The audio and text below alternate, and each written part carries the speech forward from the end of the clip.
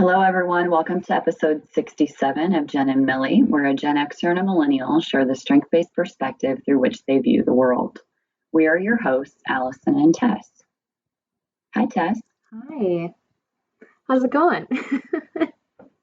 I wondered if we shouldn't maybe, not that anyone would wonder, but if we have new listeners, if they would wonder why this is called Genn and Millie and which of the two of us is the Gen Xer and which of the two of us is the millennial. Okay, sure. Why don't you go ahead, communication? Share the story. I just thought the other day when I saw some of the doing Facebook Live has allowed me to see some of the traffic on Facebook. And so I saw that Genn and Millie was shared, and I thought, if you weren't familiar with it or you didn't know us, you would kind of maybe wonder, why is there a Bitmoji of somebody holding their coffee cup? And I know you just did. It's a reality. So I think it'd be good for us to kind of just briefly explain that these conversations started because we knew we had generational differences in the workplace, and we saw the avenue, I think the pathway, to have some dialogue about it in a fun way, but also in a strength-based lens. There are some parallels because the likelihood of you seeing the world the way that I do from your generational perspective is not possible. Yeah. And the likelihood of me being able to see the world from your exact strengths perspective is not possible because we come with those different lenses. So I am a Gen Xer born in 1975. And one of the things that I'm learning during this time of quarantine and time of pause is how Gen Xers are being portrayed in, finally, maybe a positive way. I think we've kind of there's been a lot of assumptions about Gen Xers, as there have been massive assumptions about millennials. So I'll let you, from your perspective, share your generation. Yep. So I'm a millennial, and millennials have gotten really bad raps.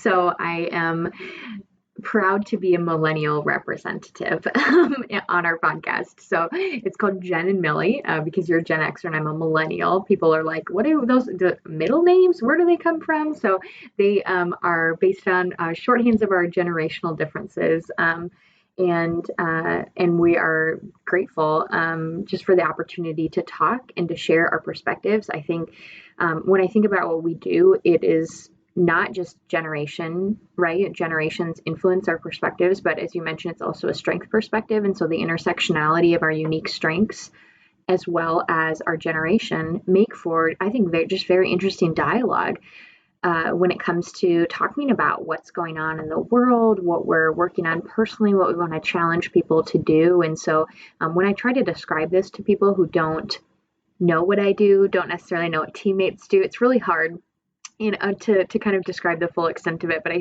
say, it's a coworker and I who get the opportunity to share about and process through all of the things in life, the good, the bad, and the ugly, through an asset-based perspective, a strength-based perspective, as well as filtering it through the unique generation in which we were born. So I'm grateful for the opportunity to have these conversations. I know that we say it a lot, that the conversations themselves, I think, are just so beneficial for me. We don't need a mic in front of us. We don't, we are now having, we just have such great conversations that, and they've been so enlightening, I think, for both of us to process through these sorts of things, that we just decided, what if we expand these conversations to be able to share them with mentors and coordinators? And now it's expanded far beyond that. And so I'm grateful for everyone who listens, and for me, right, the conversations themselves are helpful, but to me, success looks like one person who takes a question or an action item that we pose throughout our conversation, and they reflect on it and they do something about it.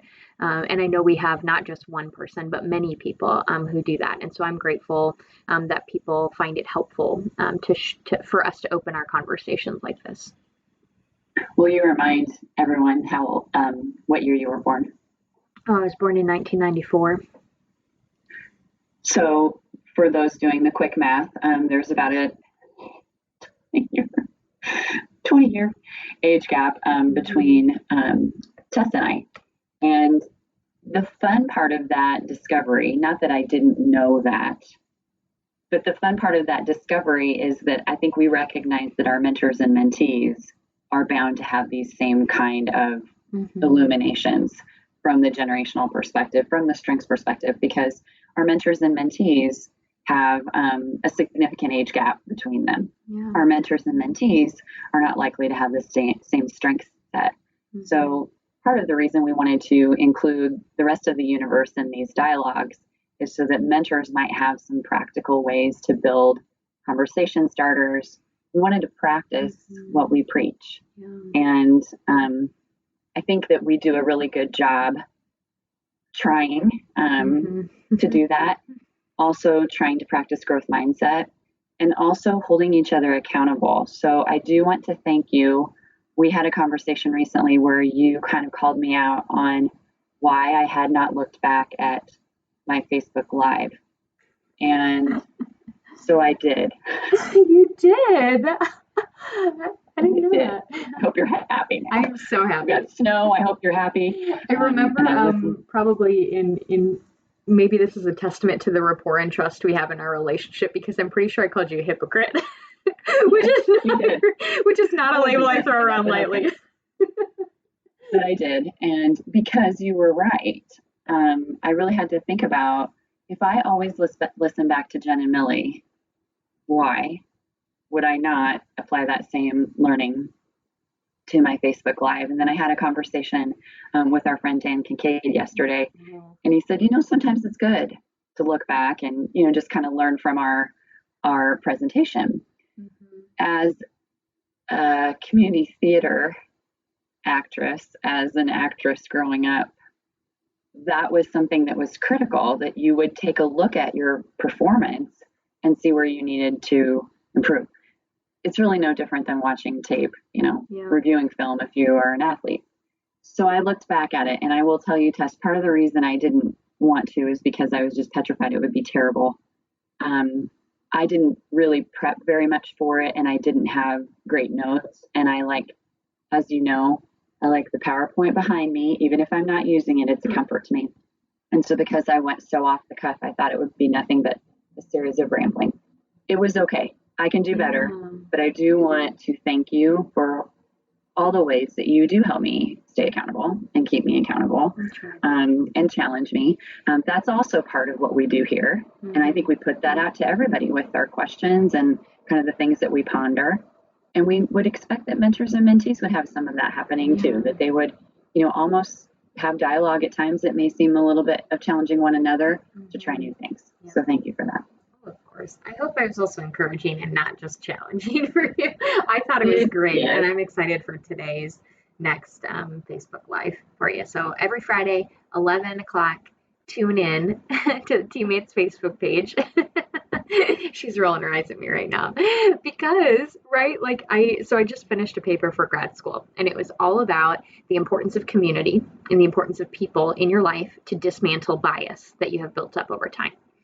And I talked a lot about how in true community, as I defined it, and I had to spend several pages talking about community, you have a safe place, right? Safety in terms of Maslow's hierarchy of needs. We all have the requirement of safety in our lives. We all need that.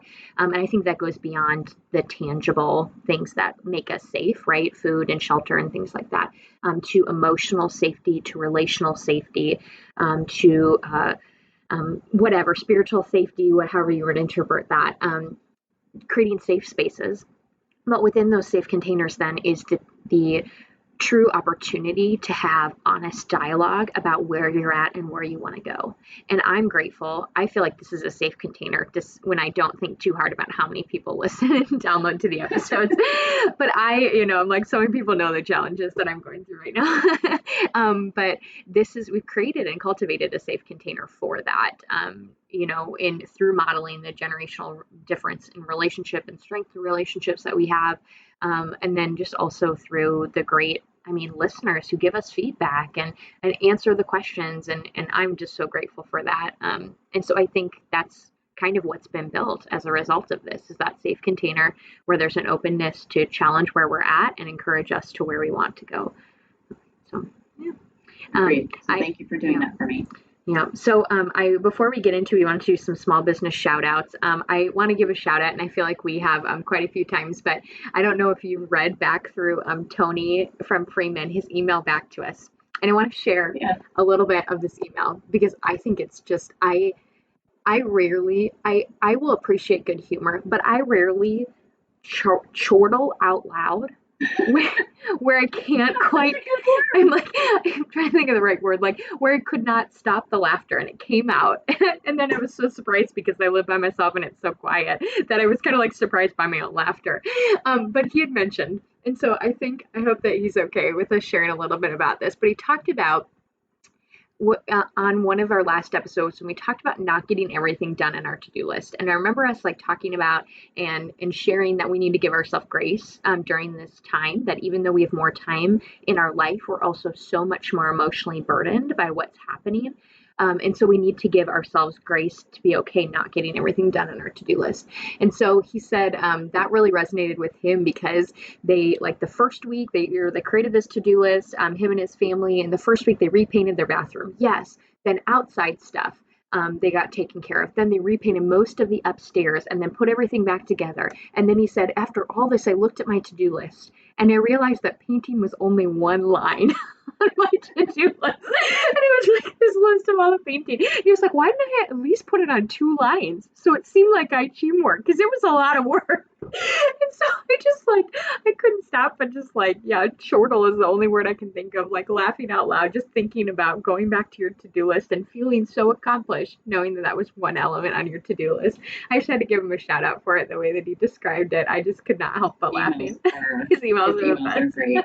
Well, and I look forward to so many. I look forward to all of our responses, but so many of them are so thoughtful. Yeah.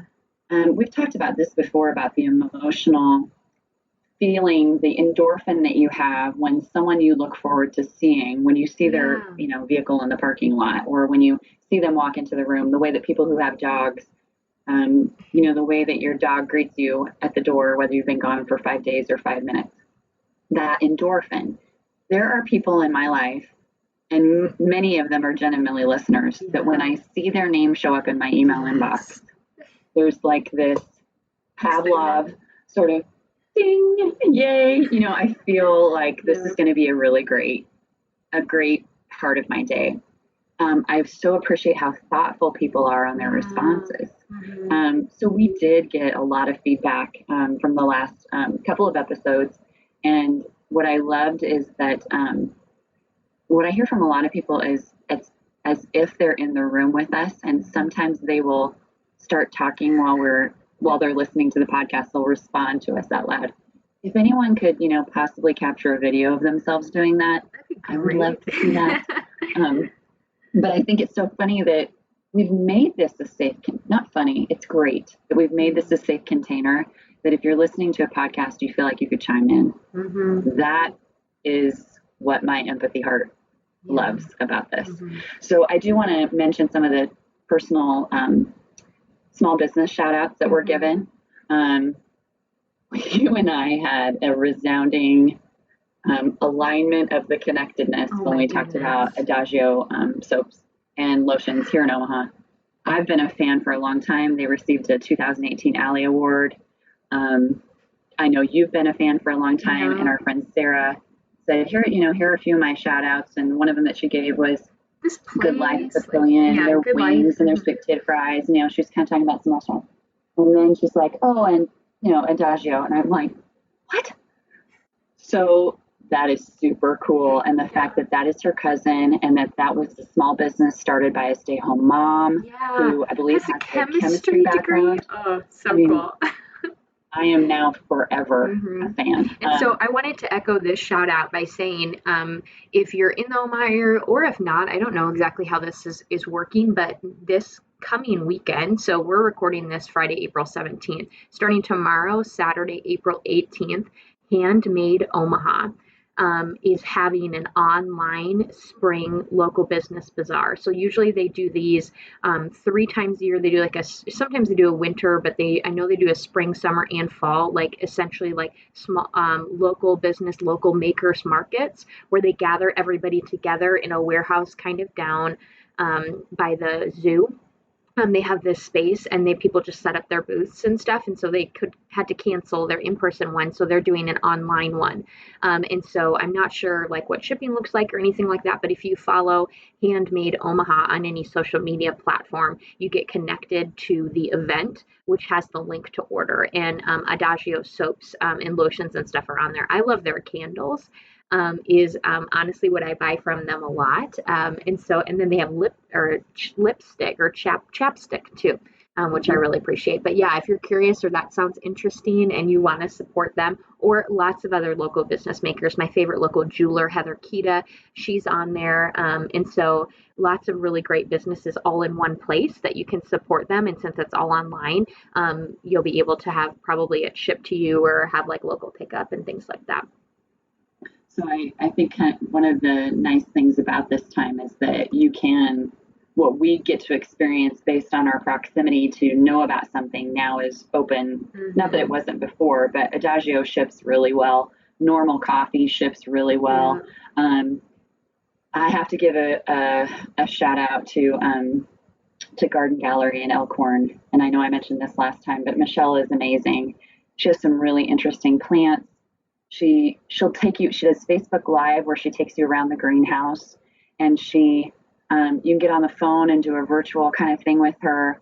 And I called and, placed my order for these pansy bowls. And then she texted me and she said, how about these? And then, she's just great. She really thinks about a shopping experience. And then a couple other shout outs that we got were Penoyer Garden Center in Papillion, Sneaky's Chicken in Sioux City, Iowa. Mm-hmm. I don't know if I'm going to say this right. Is it Seinert's? The bakery in We've McCook. Been there many times. I feel like we should know how to say this. We love it. Well, we just call it the place in McCook that we love, although we love a lot of places in McCook. Yeah, we do. And a lot of people in McCook. Yes. Arbor Bank, particularly Nebraska City branch, it sounds like they're doing a tremendous job supporting staff and local businesses. And then I'm going to throw in Taste of Thailand one more time. Do it. That's awesome. And I'm going to throw in Night Owl. I don't know that I mentioned them on the podcast, but I shouted out to them on Instagram. They are starting to do this weekend a Sunday dinner series. So they've invited some of the big name chefs from Omaha eateries to be guest chefs at Night Owl and curate their own menu based on their own area of expertise of what they cook. And so this coming Sunday, I can't remember which chef it is, but it's like a Southern cooking. So it's like pulled pork sandwiches, homemade mac and cheese, potato salad, like it's the full works of kind of a barbecue or cookout kind of thing. There's and each weekend, each Sunday is a little bit different. So that's kind of cool. I'm going to look into possibly doing that in the future. But they're one of my favorite local places. So I've been meaning to get dinner from them. So I know this won't sway you. Nothing will sway you to get on Twitter. No. But Dan Hoppen is fantastic to follow. You would love him. He starts his days with a quote from scripture. You would love that. But he has a blog called Restaurant Hoppen, Hoppen. I won't get this right, even close, but I believe his dad was a UNL Husker basketball star. Dave Hoppen, maybe? I don't know. Anyway, Dan. Someone is yelling at us. He's super tall and thin, and he writes about all kinds of great food in the Omaha area. He's got this letter that his blog starts with. It's an ode to Omaha restaurants. But he does reviews, and Tess, you would love the stuff he puts on Twitter. He's a big fan of Hardy Coffee, huge fan of Hardy Coffee, and didn't even drink coffee before he started going about Hardy Coffee. So I don't know, maybe this will be my new challenge to ask our listeners, what would it take for Tess to get on Twitter? That was not where I thought you were going with that challenge at all. I was like, write us your favorite food critic review of a local Omaha restaurant. Nope, your challenge is what would it take to get Tess on Twitter? You can do that too. And I would say, for it to be an accurate statement, what would it take for Tess to get back on Twitter? I know. Because I was once on there, but as if it's a new. I don't think you've really known me since I've been on Twitter, so if that helps to put the date into context.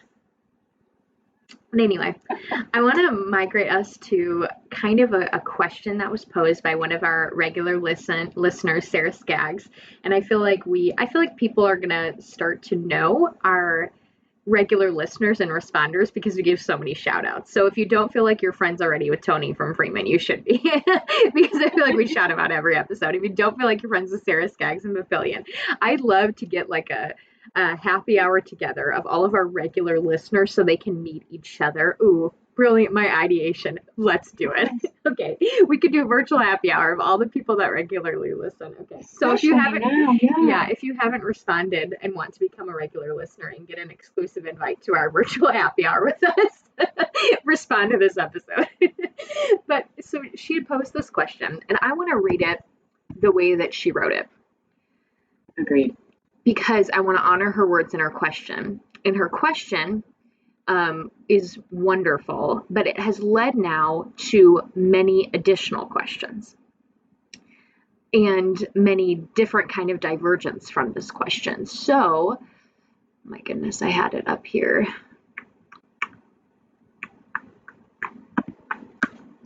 Maybe it'll take me a second to find it. Sorry. So the question essentially is rooted in the concept of false hope, was how she asked it. But that has led us, well, it started with false hope, to questions of faux optimism and faux positivity, which I think are three very different statements. And so I wanted to make sure that we answered,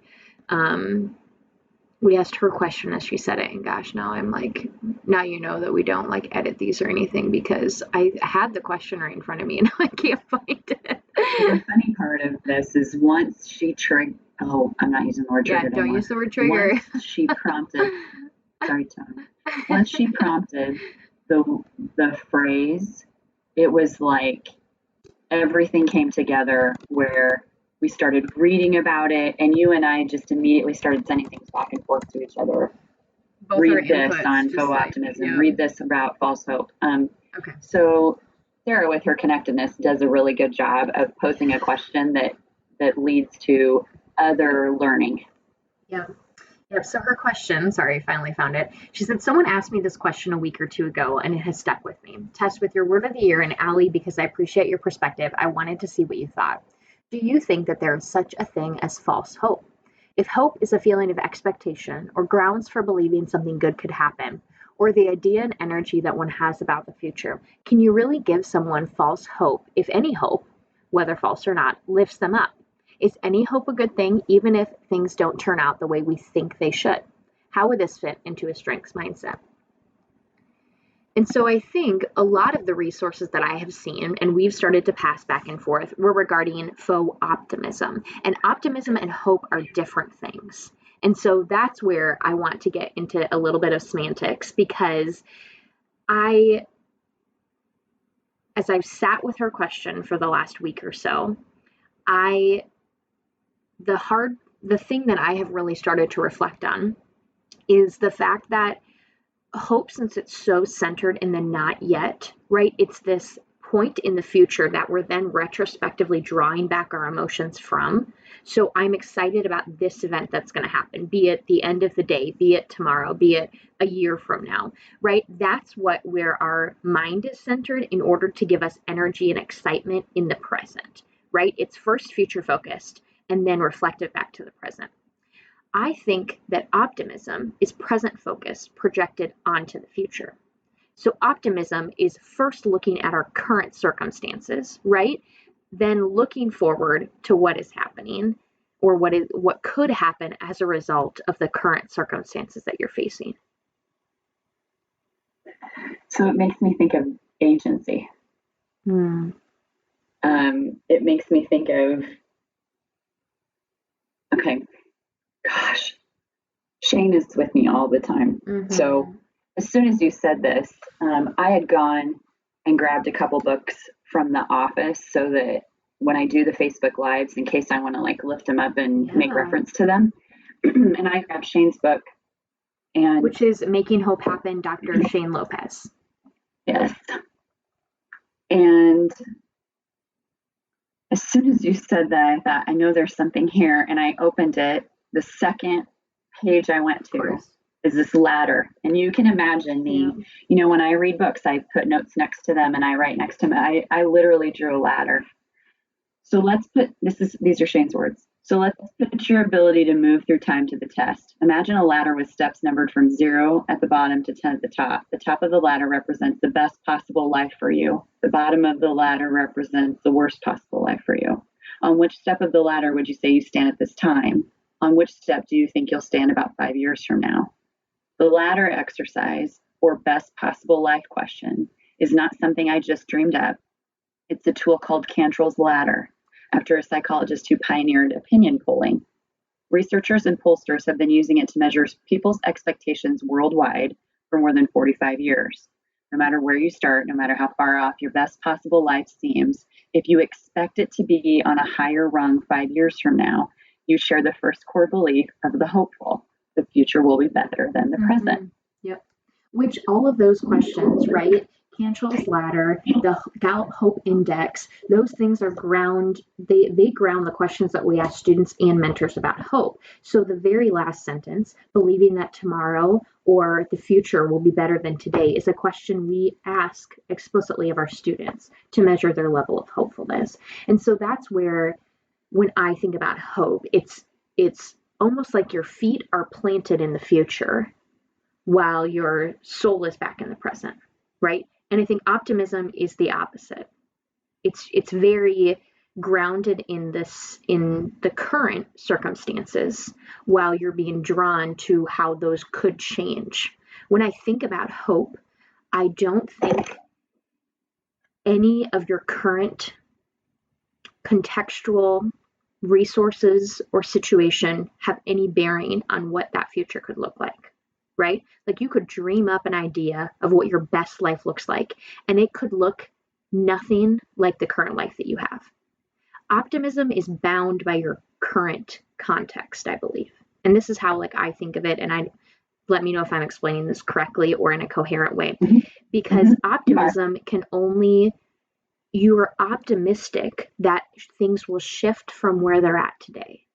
So the current resources, your current struggles, all inform your optimistic outlook that tomorrow is going to look different. I hope things will change. I believe things will change. Even those sorts of things come more rooted from an optimistic stance because it's comparing the future to today.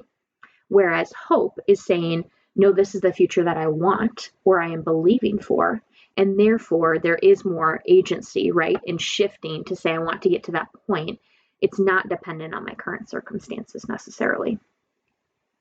So as you were explaining that, I was thinking about, why do I love Dr. Fauci? Which, by the way, if Dr. Fauci, if you're listening, I adore you. I adore you. I adore you. He's a regular listener. You make me feel safe. So you're brilliant. You are smart.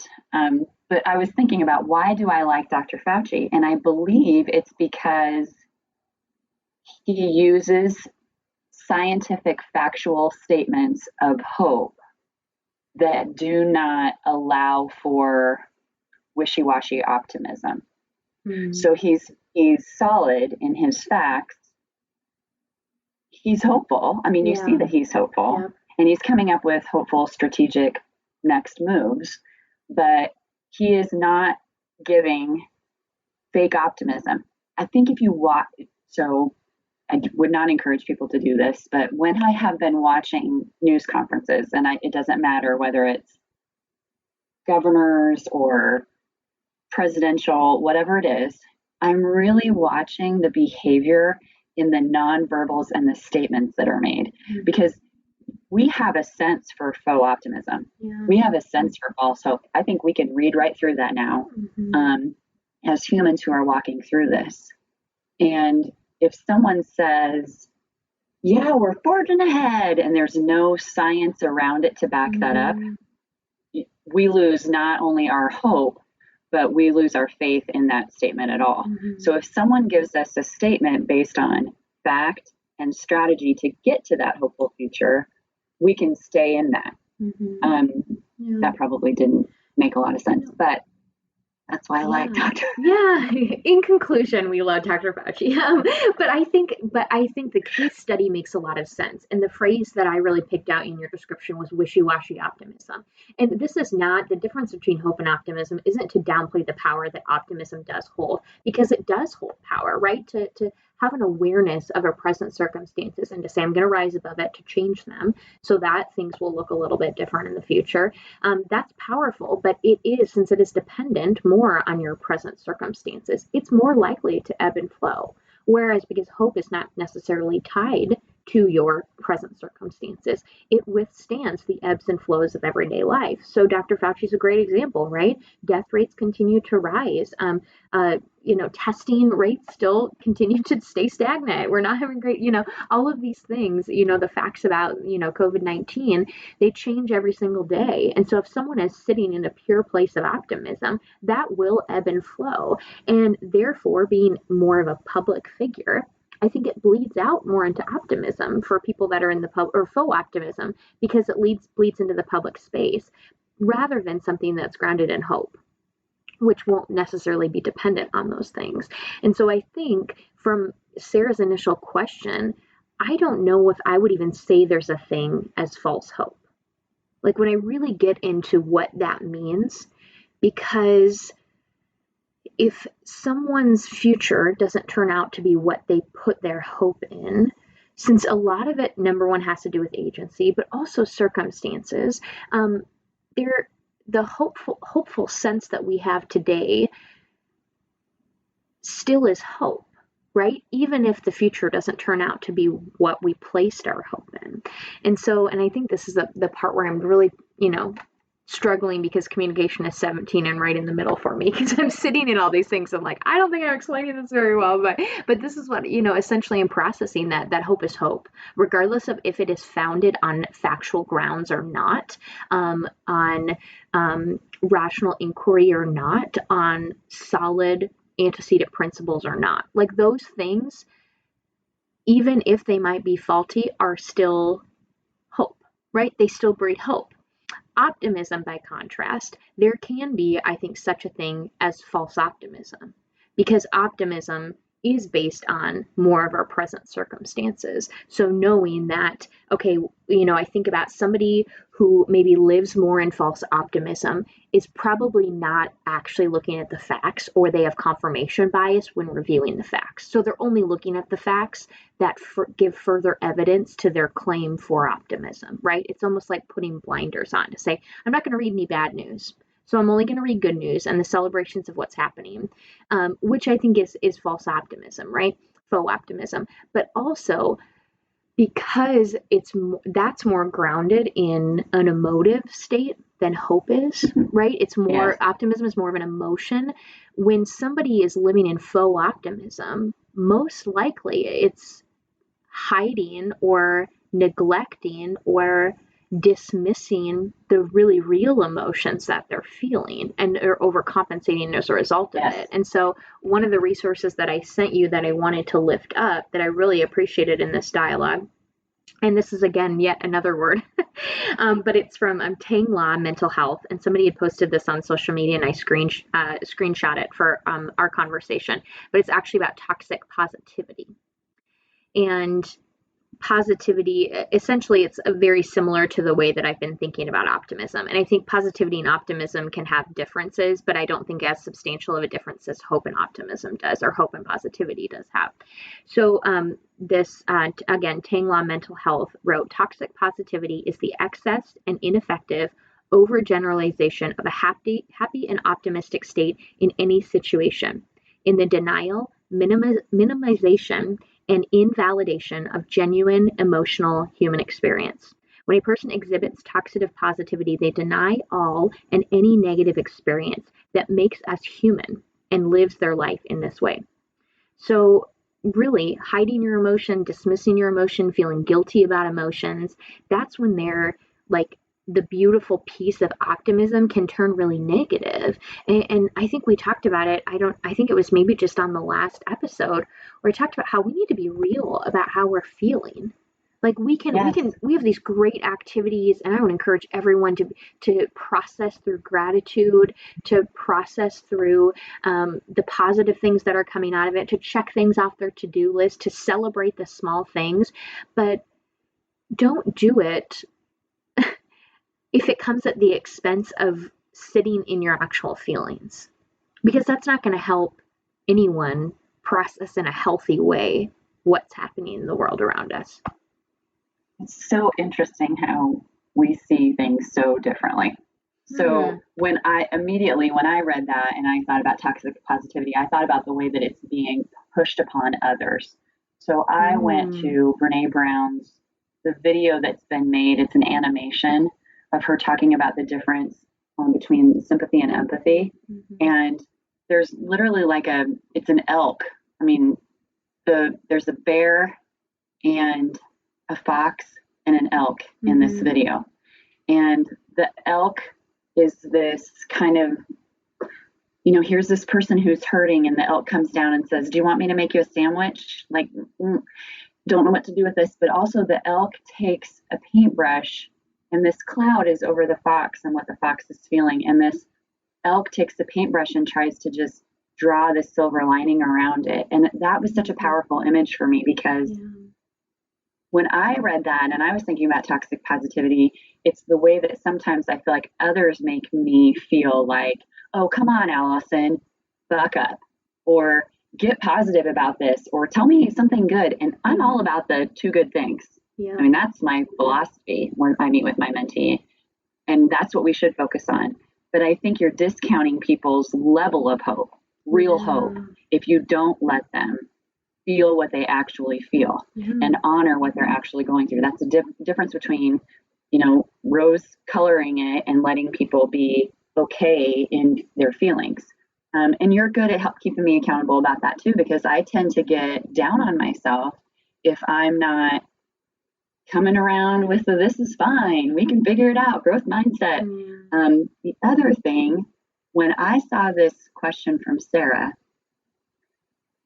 and the question was around false hope, I immediately went to my strengths learning. And the way that strengths learning connected so much for me was to think back to my younger self. There was false hope for elementary Allison to think that she was going to be a basketball star. That was not realistic. Now, I will tell you that I believed with all of my being, and I hoped with all of my agency of hope, and I had optimism, and I tried, and I practiced growth mindset, that nothing I could do could make me an athlete.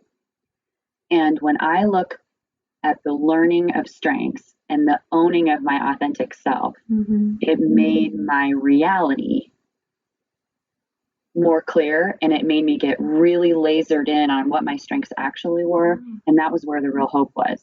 It was in using my strengths to be my most successful self, sharing that mission with other people, giving other people permission to be their most authentic self. And that's funny because that's the word we're going to talk about today on Facebook Live. But faux optimism, I can read right through that in a second. That's that. And I'm more likely to be able to read it in others than I probably read it within myself. My kids are so good at calling me out on this, Sean in particular, because and I think I mentioned this on Genn and Millie, when I tried to say, Sean, seriously, I know you're upset about having to leave the fraternity. I know that this and this and this, but there are people that we know that are losing their business.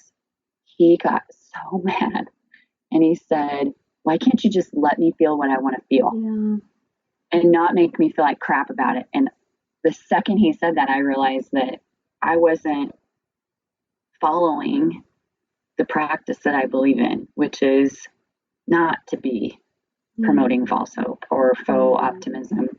But I do think it was a long way to go back to that. When I read Sarah's question, my first immediate thought is there is such a thing as false hope, and middle school Allison Horn can tell you all about it. So I totally understand, but I think I disagree because your feeling of hope was just as valid. Because the likelihood, there is no such thing as a 0% chance that you weren't going to become an athlete. There is not. And I know you and I know your skills and I know your hand-eye coordination, but there was still a chance, even if it was a minute chance. And that chance is where hope lies, right? You talk all the time about the stories of the amazing things that hopeful kids can do.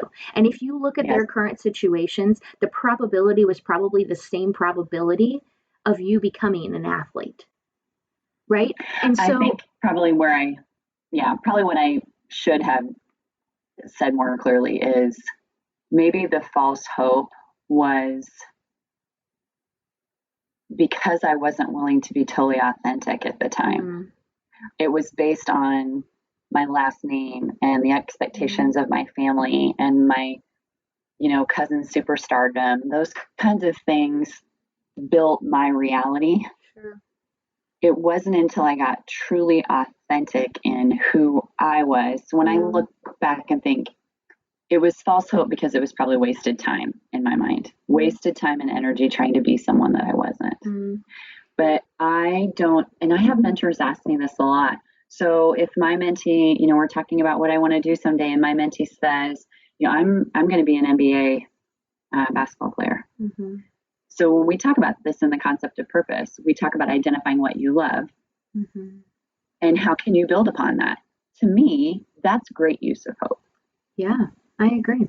It's, you love this. Tell me why you love this. Let's look at all the careers that would involve basketball because you love basketball so much. Or let's talk about all the pieces that are possible in building a career and a life around what you love and believe in and are passionate about.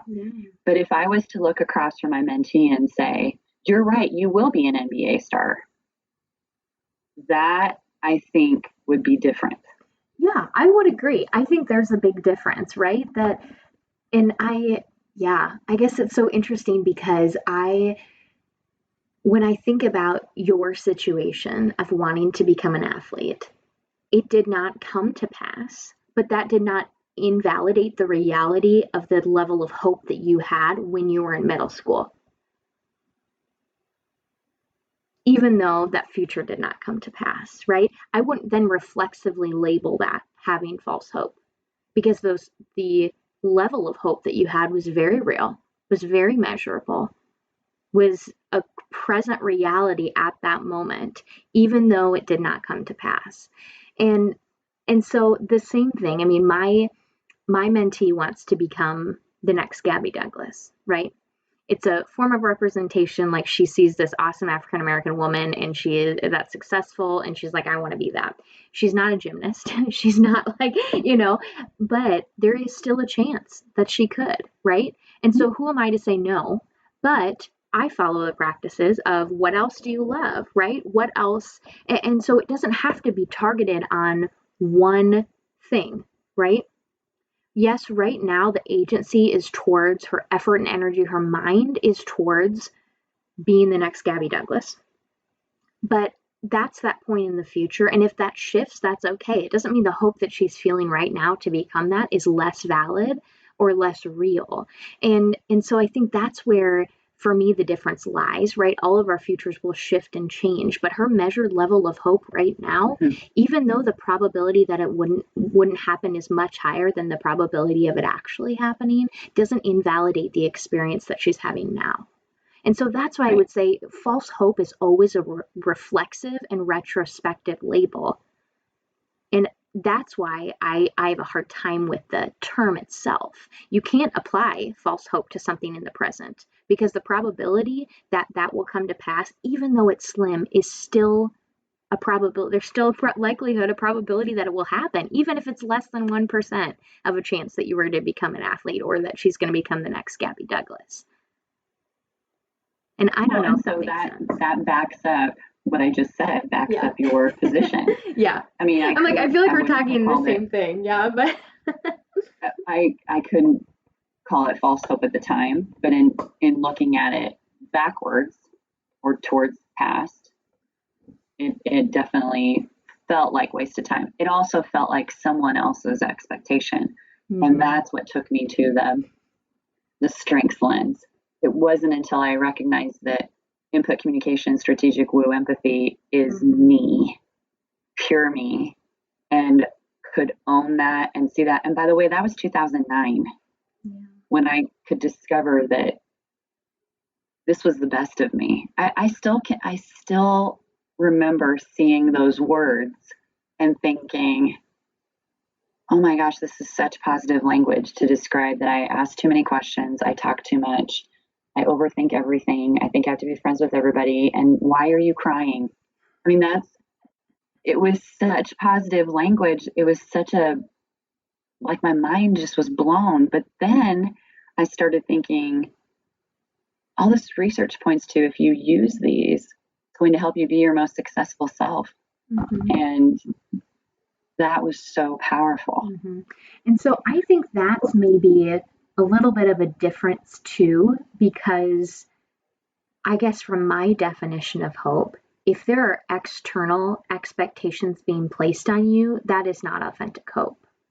So I would say the same thing about my parents encouraging me to become a doctor, right? Like a physician. Like that was other people's expectations because they said, you're smart, you can do anything. So therefore, consequently, in conclusion, become a doctor, right? Like those were the expectations, that, I interpreted from the message that I was hearing from the adults in my life, teachers and parents, and that I could do anything. And so that was the ultimate. So that's what I wanted to do. Right. And so my hope. So non-authentic hope. Am I quoting you correctly? I don't know what non-authentic hope. Gosh, this is so rich and deep, and all I want to do is create definitions for things because I don't know if non-authentic encapsulates so that's that. How I took the question. I would say authentic, or not authentic. I would say hope that is influenced by the expectations of others and not self-expectations is inauthentic hope. So that's how I took the question. Okay. False hope. Okay. Circle back. It's such a good question. I'm so glad. I took the question. Yeah. If hope comes from a place of authentic strength, it can't be false. If it comes from other people's expectations or you trying to fit into something that you don't, that's false hope. Yeah. Okay. Yes, I would agree. In a sense, right? But I don't know that I would label it even with the word hope. And I would say that's not hope at all. So you shouldn't even use the word in the definition. And so maybe that's the semantics that I'm getting caught up on because hope is a very weighty, very deep, and very powerful thing to possess. And so to apply that in a way that does not breed its definition, so other people's expectations being put on you, or in reflection, it didn't come to pass, so therefore it's false. That's where I think I have a lot of reverence for the word itself and what it means. And so I have a hard time with it being labeled as false. But when did that happen for you? And think about your first exposure to that word and who often uses it the most in your early exposure and in what way. I mean, hope became a completely different word to me when I learned about strengths. I learned about Gallup's research. I met Shane. I learned from Shane. Hope had been a word that had been thrown around as, I hope you're going to do this, Allison Marie Horn. Yep. And I think that would be and I would agree. Like I was thinking my first introductions to the word itself were in, I hope you have a good day, or I hope you do this, right? Which does not have the same weight and connotation. Like there should be two definitions to hope. And so I think I grew in my respect for it when I had to understand how to measure it, right? That this is a very present reality in people's lives of all ages that we can measure, that we can put perspective to, that we can see its effects in real time, but also in the future about how this changes people's future and then their present reality in turn. And so I think it came from Shane's work. It came from the work that we do in Teammates. It came from my own faith walk and deciding and settling once and for all where I'm putting my hope in when it comes to my eternity, like those sorts of things in my life that have shaped what it means for me. And so, yeah, I say it, I hope you have a good day, or I say it in that way all the time, but I think that's a very different definition. I think that's a wish, that's desire, which is very different than the reality of hope, the energy and excitement we have about the future. So there are so many ways that, and because it's your word of the year, I think this is great dialogue, but there are so many ways that word is used that we could call it optimism, we could call it a wish, we could call it a should word. Yeah. We could call it all kinds of things, but the way that you know that word and the way that I came to know that word is a word that speaks to, in a lot of ways, science. Yeah. Oh, 100%. It's comparable to how the word love has been so reduced to hobbies and interests. Oh, I love to do this, or I love this, or wouldn't we love this? Like that word has become so washed and watered, and now it hardly holds meaning. And I think the same is true for hope.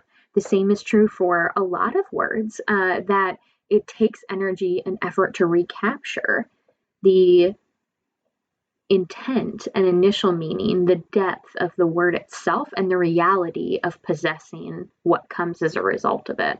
And when you see and when you hear the word love everywhere, it means nothing when it becomes universal, right? When it's applied everywhere. The same is true for hope. And so I just even love, it's so simple but so deep, and so it's been so purpose centering for me to have it as a word for this year and a place of concentration. And it's crazy to think, I think we've talked about this a few times, your word of choice and my word of hope, how when we were deciding those in December, January, we had no idea its application in this way, right? Like we need hope more than ever, and our choices matter more than ever. Well, and I believe that I choose hope. Yeah.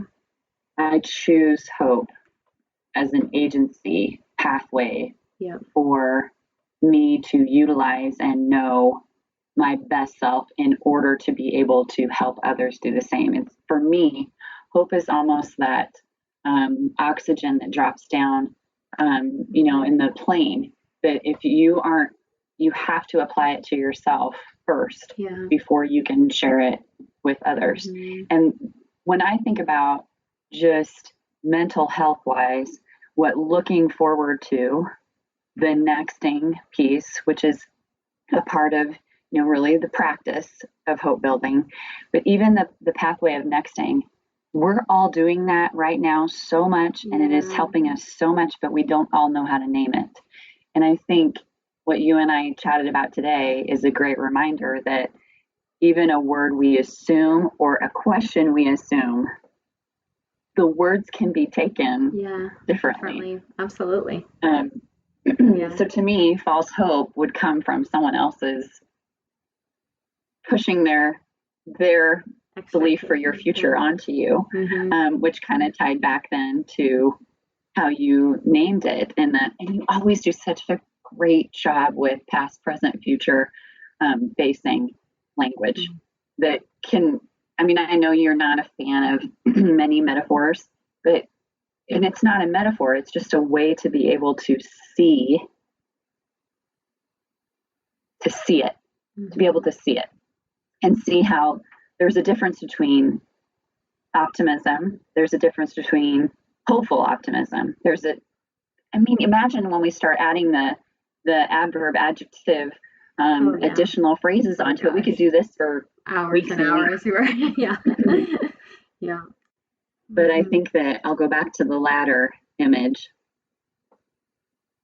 for me, hope is right now so centered in authenticity. And so when I think about, do I believe that 5 years from now, my life will be better than it is today? With absolute 100% certainty. Because I believe that I am getting to know myself again in a way that I could never have done before. So for me, hope is so directly tied to authentic self, and allowing people to be their authentic self. So I'm A-okay if somebody gets on a call and says, well, sometimes what I do in our girls, we have a group text. Someone will say something, and my friend Kim, she is the best. She'll just strike it right down. But she's the one that, goes to a tailgate, and if there's potato salad, she's like, I'm going to shut this down. No, cannot have that. So she's that same way sometimes. So someone will send a text saying, this and this happened today. And Kim's like, oh, yeah, well, and she'll throw some fact out there. And then I send the picture of Debbie Downer from Saturday Night Live. Nice. I'm A-okay with her doing that because I think people need to be able to be as real as humanly possible right now if we want to have any hope for the future. Yeah. And that's why I love Dr. Fauci. Oh, man. In conclusion, the entire summation of this episode is we love Dr. Fauci. Okay, but what do we want to ask people to think on? I mean, I'm thinking about this question, what does hope mean to you, right? How do you define hope in your own life? And then how are you living in hope right now? Would you clarify, add, adjust any of those questions? No, I love that. I also love that you brought up love as an overused word. What are other overused words? What words are being overused? I overuse awesome. I know it. I can own it. I do. I overuse love. But I'd love to hear from our listeners. What other words are, in your opinion, overused so that the depth and the heart of the word gets diluted? I like that. Also, I still want people to keep sending us shout outs. Yeah, for small businesses. Gosh, what a great way for us to share. Yep, I would agree. Small business shout outs. Okay, awesome. Okay, so thinking about the question, what does hope mean to you? How do you define it? How are you living in hope in our present circumstances? What other words besides hope and love are being overused? And then give us your small business shout outs. Any other businesses you want us to lift up? I love that. Awesome. Well, I think those are some great points for activation post this episode. So thanks everybody for tuning in to episode 67 of Genn and Millie. If you enjoyed today's conversation, consider sharing this episode with a friend. To interact with us and share the responses to the questions that we pose, follow us on Instagram at Genn and Millie. That's at GENNANDMILLIE.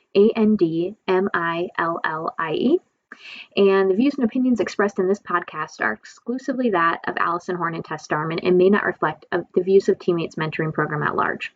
I will say that if you respond to this episode, we might be working to create a top tier listener happy hour. So if you'd like to join us, we might have some great Genn and Millie-esque questions and conversation starters for our time together. I am so looking forward to that. That's giving me a little bit of nexting to see when that will come out. So I hope that you respond. If you'd like to be a part of that, let us know. And we will definitely look forward to it. So thanks so much for tuning in. Until next time.